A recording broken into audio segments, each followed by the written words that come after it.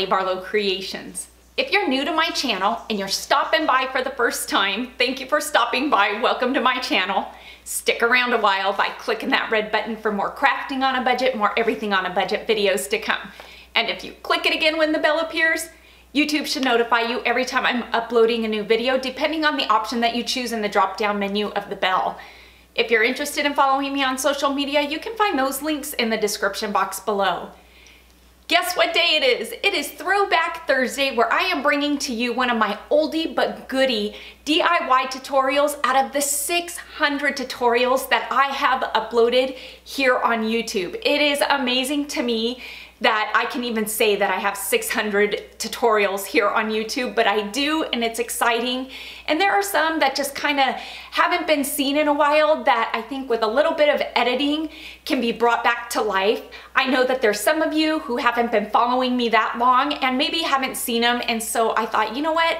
I'm gonna bring them back, resurface them a little bit, and show you some of my very favorite DIYs of all time. Even though they're older ones, some of them still are my very favorite that I have as pieces here in my house as decor. And so I wanted to bring them to you, and today's DIY is a harvest DIY. And I told you to look forward to this one because it is using these peat pots that you can get at the Dollar Tree, the 99-cent store. You can get these at Walmart. You can get them in the gardening section of just about any store. If you get them at the Dollar Tree, you're gonna get 16 to a pack. And the DIY that I have in store for you for today is amazing. This, hands down, is one of my all-time favorite farmhouse harvest decor pieces. I can't wait to show you it, so let's jump into it and let me show you this oldie but goodie DIY of mine. Alrighty, for this DIY, you're gonna need 24 of the peat pots. I'll also be using some craft cord or twine, some raffia from the Dollar Tree, some apple barrel paint in the color of pumpkin orange and melted chocolate, and I also pick up one of these twig wreaths, and I pick one of these up every year because I like to disassemble it and use it for twigs and DIYs. I'm gonna start off by taking the 24 peat pots, and I wanna apologize ahead of time for the way I sound. I am very congested. I think I'm coming down with a bit of something, and so I wanted to get this voiceover done before I started really going downhill. You're gonna wanna go about 1 inch to 1.5 inches down from the top of the pot, and using a razor, you're gonna cut around the pot, taking off this top half, giving you a ring. This is what we'll be using for this DIY. You're gonna need 24 of these. Make sure not to throw away this bottom part because I have got the cutest DIY using these. Would you take a look at this adorable scarecrow? I was on a scarecrow kick one year and I made so many of these and sold them, and people loved them. I'll leave the link to this video in the description box below. Using some of Apple Barrel's pumpkin orange and melted chocolate, this orange is a bit bright and vibrant. It's a beautiful orange, but when you think of rustic, you don't think of bright and vibrant. You think of muted or distressed. And so to mute this out just a bit, if you add just a couple dots of a brown, it's still gonna be orange, but it's gonna be a more muted orange, not so bright and vibrant. And that's what I'm going for this DIY. I'm gonna give all of these rings a good couple coats of this orange paint.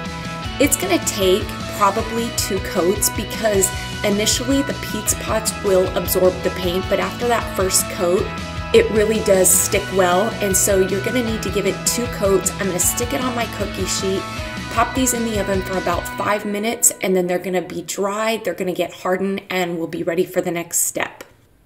I've got all my rings painted, and I am loving this color. Now taking some craft cord, you can use a thicker twine if you'd like.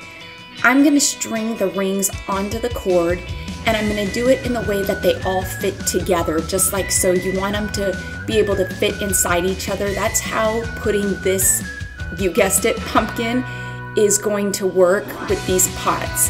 Once you've got them all stringed together, you're just gonna go ahead and tie off the cord, but when you're tying off the cord, you're gonna wanna tie it pretty tight because you want your pumpkin to hold its form. If it's loose, you can see here that it's gonna be misshaped.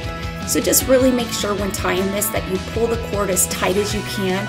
Once you've got it good and tied off, you can go ahead and tuck these strands inside the rings and it's not gonna show. and then just take and evenly space out your rings.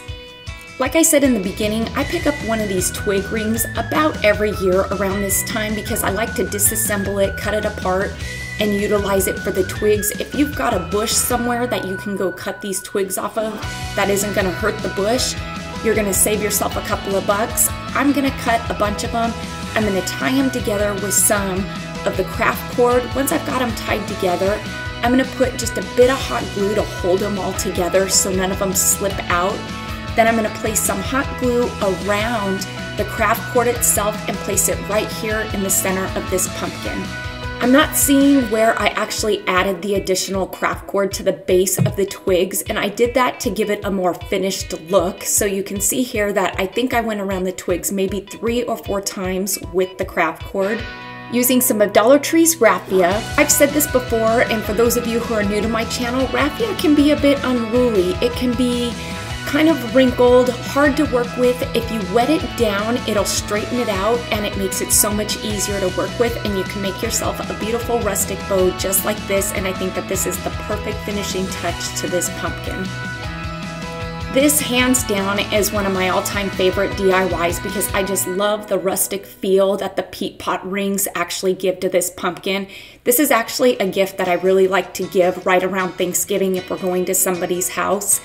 I love the mason jar ring pumpkins. I think that they are absolutely gorgeous. They are very creative, but they don't have that rustic feel that this has.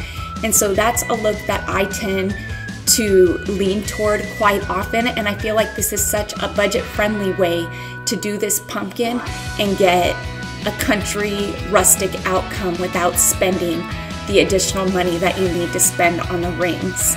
Now don't forget, if you want to use the bottom halves of those peat pots and make this stinking cute little fella, I will leave the link to this video in the description box below. I gotta tell you, when I did this DIY, it really was with the intent of trying to save money because we all know that those mason jar rings are more than $1 a pack.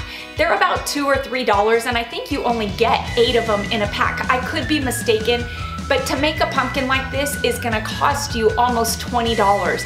And the fact that I could do this pumpkin using these peat pots for $2 was amazing. And not only did I save money, but I really ended up liking it so much more because of the rustic farmhouse feel that these pots gave to the pumpkin. I hope you all enjoyed this oldie but goodie of mine. Hands down, one of my favorite harvest DIYs ever. Don't forget to give this video a thumbs up, and let's get this video to 5,000 likes because like I always say, each and every one of those thumbs up, they really do help my channel to grow, and it helps YouTube to notice me just a bit more. Until next time, everybody, I hope you have a fantastic day. Happy crafting on a budget, and bye for now, everybody.